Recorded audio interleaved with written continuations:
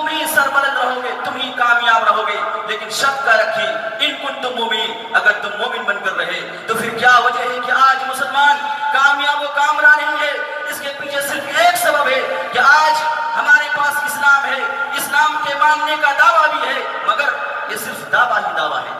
हम अमली तौर पर 100% मुसलमान नहीं है। तमाम के तारिक हम हैं। तारिक का माना होता है छोड़ने वाला। तमाम चीजों के छोड़ने वाले हम हैं। नमाज हम छोड़ते हैं, ज़कात देने को तैयार नहीं। अगर नमाज पढ़ ली तो ज़कात रोक दी, अगर ज़कात दी तो नमाज को छोड़ दिया, हज कर लिया तो रोजादार ना रहा, रोजादार रह गया तो हज को छोड़ दिया। अगर हमने खुदा न खास्ता इन तमाम चीजों पर अगर अमल कर भी लिया तो दूसरी तरफ हमने हुकूकुल इबाद में कोताही की। हजरात, मामला दुरुस्त नहीं, ताल्लुकात अच्छे नहीं, झूठ और ग़ीबत से इज्तनाब नहीं। कैसी को इस्लामी शान कहती है?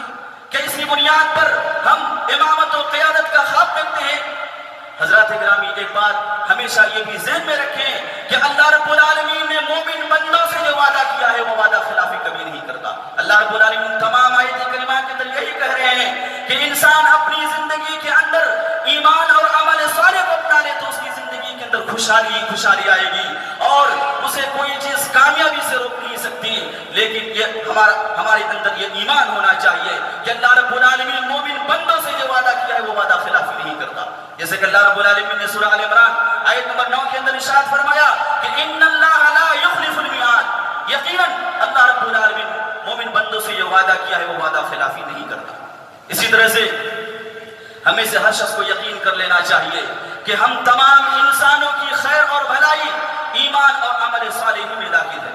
अगर इंसान पक्का सच्चा मोमिन है, ईमान के तकाज़ों को पूरा करने वाला है, अल्लाह और उसके रसूल सल्लल्लाहु अलैहि वसल्लम के अहकाम के मुताबिक जिंदगी गुजारने वाला है और फर्ज नमाजों को पाबंदी के साथ अदा करता है, रमजान मुबारक के रोजों को बेगर उज़्र शरई नहीं छोड़ता है, वालिदैन के साथ हुस्न सलूक का मामला करता है और क़राबतदारों के साथ बदसलूकी करने से वो दूर रहता है और इसी तरह से रिश्तेदारों के साथ हुस्न सलूक का मामला करता है, लेन देन में सच्चा है, धोखाधड़ी और फराड से इज्तनाब करता है, हलाल तरीके से अपने माल को कमाता है, तो ऐसे इंसान को ये यकीन कर लेना चाहिए कि उस शख्स की जिंदगी में यकीनी तौर पर खुशहाली आएगी। क्यों? इसलिए कि अल्लाह रब्बुल आलमीन ने मोमिन बंदों से ये वादा किया है।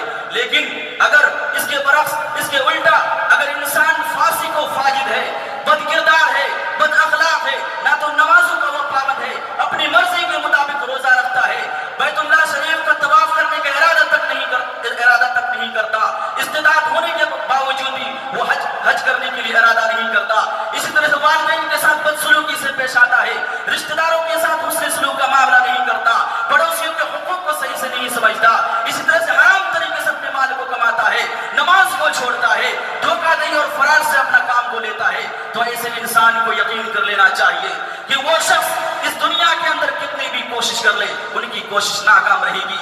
इस दुनिया के अंदर वो खुशगवार जिंदगी नहीं जी सकता। क्यों? इसलिए